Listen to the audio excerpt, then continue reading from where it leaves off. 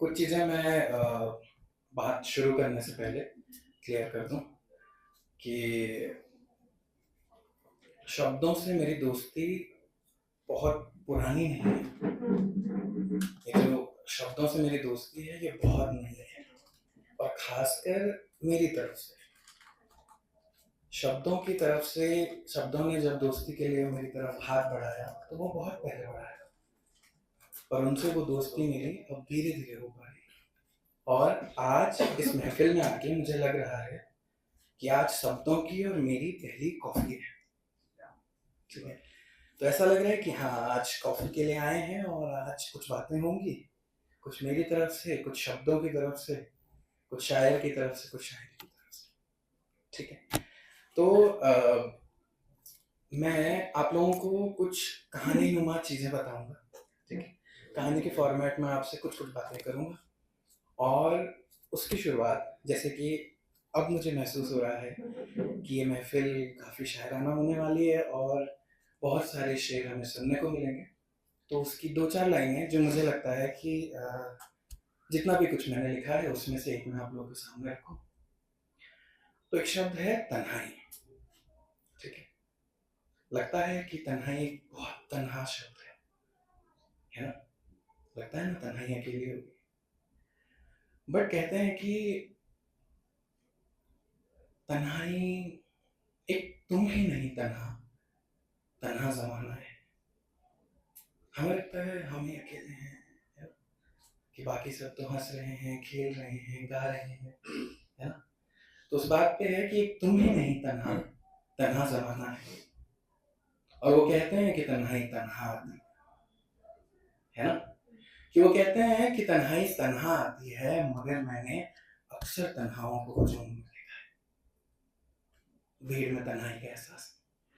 तो इसके साथ नमस्ते, मेरा नाम सूरज पुनियाल है और मैं देवभूमि उत्तराखंड से आता हूँ। ठीक है, और पुणे में मैं अपना काम के तौर पे एक नौकरी है जिससे पेट चलता है, और जिससे जो मैंने चंद पैसे कमाए हैं उससे मैं यहाँ की टिकट खरीद पाया हूँ, और शायद आगे टिकट बेच भी पाऊँ। तो उसके उस समय निकाल के आप लोग कितने लोग हैं ऐसे जो कॉर्पोरेट में काम करते हैं?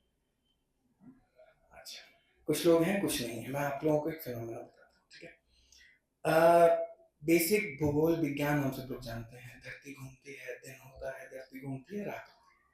ठीक है, बट मुझे ऐसा लगता है कि धरती एक समान रफ्तार से नहीं घूमती। ठीक है, 365 दिन में एक चक्कर होता है, पर मुझे लगता है कि कभी तेज घूमती है, कभी स्लो घूमती है। स्लो घूमना अर्थात वीकडेज, तेज घूमना अर्थात वीकेंड। ठीक है, बहुत अच्छा। तो ऐसे ही एक दिन धरती बहुत तेज घूम रही थी। ठीक है, और उस तेज रफ्तार को पकड़ने के लिए शनिवार का वो दिन था, जैसे आज है वो भी एक दिन था।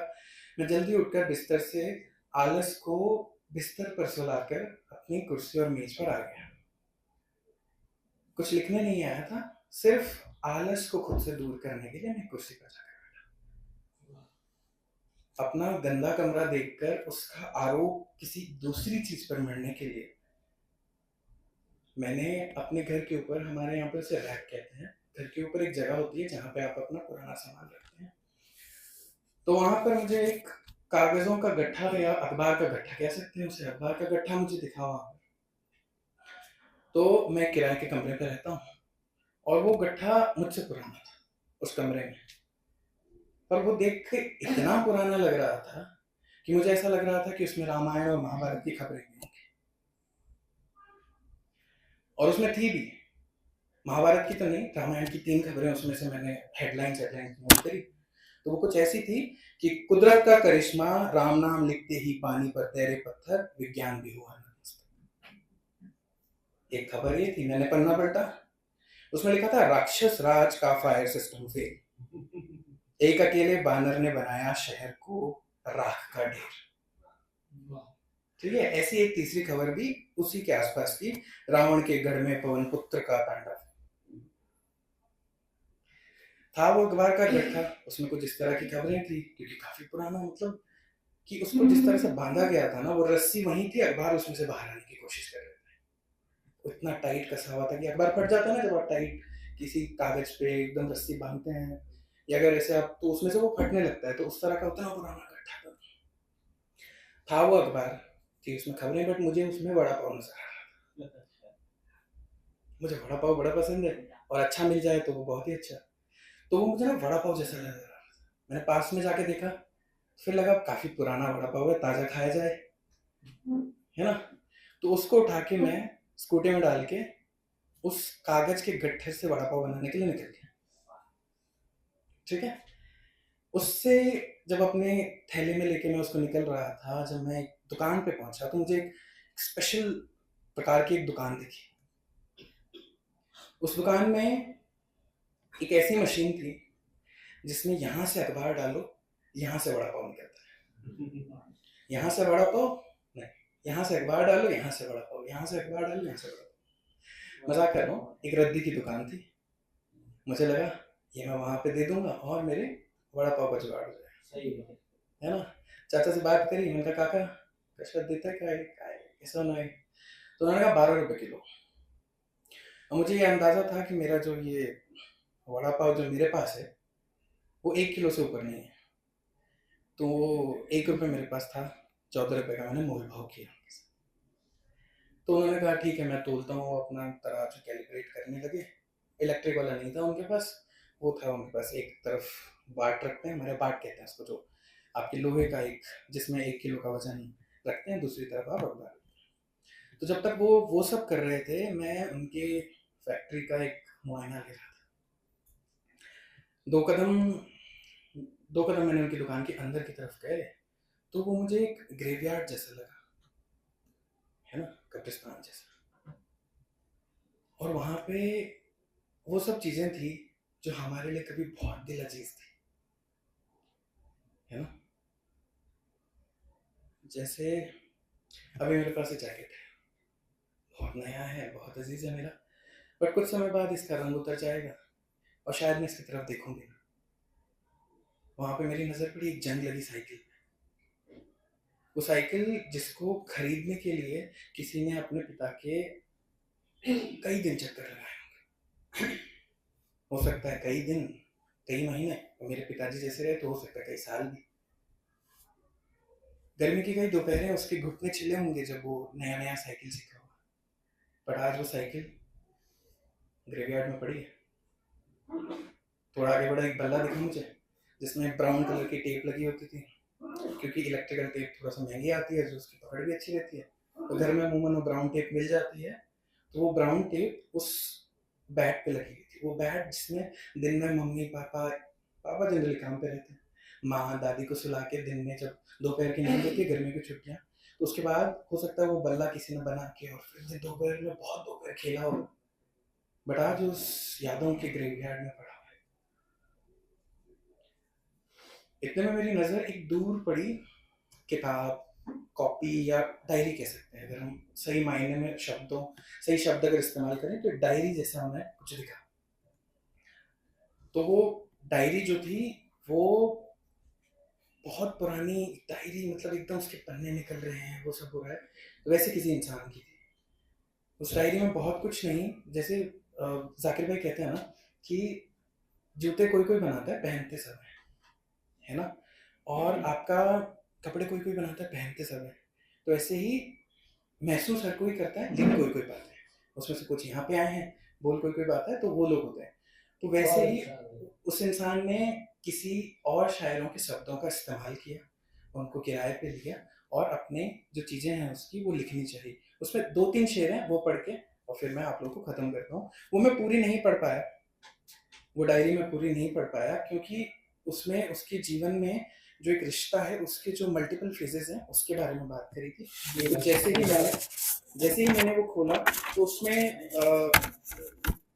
उसमें मुझे एक पहला शेर जो दिखा, बहुत फेमस शेर थे, क्योंकि जनरली जब हम खुद नहीं लिखते हैं और सिर्फ कुछ शब्द बोरो करना चाहते हैं, तो बहुत जो प्रसिद्ध शेर हैं, जो बहुत एकदम ऐसे हैं कि आपको ऐसे मुजबानी याद हो, उसका इस्तेमाल करते हैं।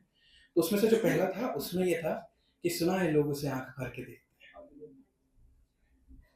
कि सुना है लोग उसे आंख भर के देखते हैं तो उसके शहर में कुछ दिन ठहर के देखते हैं। सुना है बोले तो बातों से फूल झड़ते हैं, अगर ऐसा है तो बात करके देखते हैं। और उसके नीचे छोटा सा एस्टेरिक करके एक नोट लिखा था कि आज उससे पहली बार मुलाकात हुई, पहली बार बात हुई, सिर्फ हाई ही बोल पाया, उससे आगे कुछ नहीं कह पाया। वो लाइब्रेरी के कोने में बैठी थी, मैं जाकर बस हाय कह पाया। कुछ पन्ने और पलटे, क्रमशः नहीं जा पाया मैं, क्योंकि उधर अपना बड़ा पापा जुगाड़ हो रहा है तो जब तक कुछ हो पाए। तो ऐसे बीच में से मेरे को एक पन्ना दिखा और शुरू का जो पहला शेर था ना वो एकदम ऐसे सुंदर अक्षरों में लिखा हुआ, एकदम मोती जैसे अक्षर, कि एक अक्षर और दूसरे अक्षर को आप उठा के एक दूसरे के ऊपर रख दो तो एकदम बराबर सिमेट्रिक, तो वो बहुत सुंदर लगता है आंखों में। लेकिन आगे जैसे जैसे बढ़ा ना वो बीच में एकदम ऐसे कि एकदम जगह जगह पे काटा हुआ है। ठीक है, जब आप इंक पेन से लिखते हैं ना, जिन लोगों ने लिखा होगा उनको पता होगा कि इंक पेन से जब हम थोड़ा सा ज्यादा दबाते हैं तो कभी कभी पेज फाड़ देता है या वो इंक फैल जाती है। तो उस तरह के कुछ टूटे फूटे अक्षर थे वहां पे, और वहां पे कुछ इस तरह से लिखा हुआ था कि शर्म, जॉन एलिया साहब, शर्म, दहशत, झिझक, परेशानी, शर्म, दहशत, झिझक, परेशानी, नाच से काम क्यों नहीं लेती, ये आप वो जी, मगर ये सब क्या है, तुम मेरा नाम क्यों नहीं लेती। ये शायद उन दिनों की बात थी जब वो मिलने लगे थे, बट वो आपसे तुम और तुम से तू तक का सफर नहीं कर पाया, है ना। वो होता है कि आप कैसे हैं, आप कैसे हैं, फिर थोड़ी देर में होता है तुम कैसे हो, अरे कहाँ है तू, तो वो नहीं कर पाया वो। और आखिर में मैंने वो कि भूख बहुत थी भाई, और पहले पेट पूजा फिर काम दूजा, तो मेरे को लगा ये अंकल से बात करके ले जाते हैं घर पे, और बस ये जस्ट लास्ट पन्ना पढ़ा। और लास्ट पन्ना में नहीं पढ़ने वाला था, बट वो पन्ना क्या था कि उसमें ना ऐसे कुछ पेपर का जो, क्योंकि वो इंक पेन से लिख रहा था शायद, जो वो कुछ पन्ने थे, उस पन्ना था ना उसमें कुछ बूंदे थे। जब आप कभी ऐसे जेल पेन से लिखते हैं वो करते हैं तो आपके जब एक बूंद पड़ता है ना पेज पे, तो वो कैसे इंक फैल जाती है और सूखने के बाद वो एक निशान छोड़ देती है, होता है ना, आप लोगों के साथ हुआ है। तो वो कुछ वैसे थे, तो मुझे लगा पानी के ड्रॉप थे, पर जब मैंने पढ़ा तो मुझे लगा वो आंसू थे उसके, कि वो लिखते लिखते जब उसके आंसू टपके होंगे तो वो इंक फैली थी।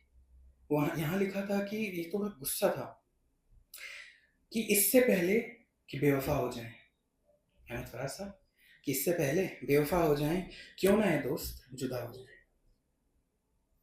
हीरे से बन गया है पत्थर, हम भी कल न जाने क्या से क्या हो जाए। काका के पास गया, मेरा काका अभी क्या चल रहा है, तो उन्होंने कहा 12 ही होंगे। मैंने कहा काका 1 रुपये है ना, मेरे पास 1 रुपये पड़ा है, मेरे को 14 रुपये चाहिए, मुझे खाना है बड़ा पाव। तो उन्होंने दे दिया। फिर मैंने कहा ये डायरी चाहिए थी मुझे, मैंने कहा ये डायरी चाहिए थी मुझे, मुझे दे दो बस ये डायरी, ले जा लूँ मैं घर। कह रहे हाँ ठीक है। मैंने कहा कितने पैसे हुए इसके, क्या हुआ, तो वो मुझे बोले कि पैसे नहीं देना मी तुझ्याकडे। मैंने कहा ये तुमचा व्यापार है, तो बोले कह रहे मैं कबाड़ बेचता हूँ, यादें और भावनाएं नहीं, दूसरे का दर्द घर ले जाने के लिए बहुत हिम्मत चाहिए बेटा, तो तू ले जाए। तो वो मैं घर लाया तो वही सब कुछ मैं सुबह देख रहा था, तो सोचा आप लोगों के साथ यही शेयर करूँ। तो आज मेरी तरफ से यही है, मौका मिला तो कुछ और चीज़ें सुनाऊंगा। बहुत बहुत धन्यवाद।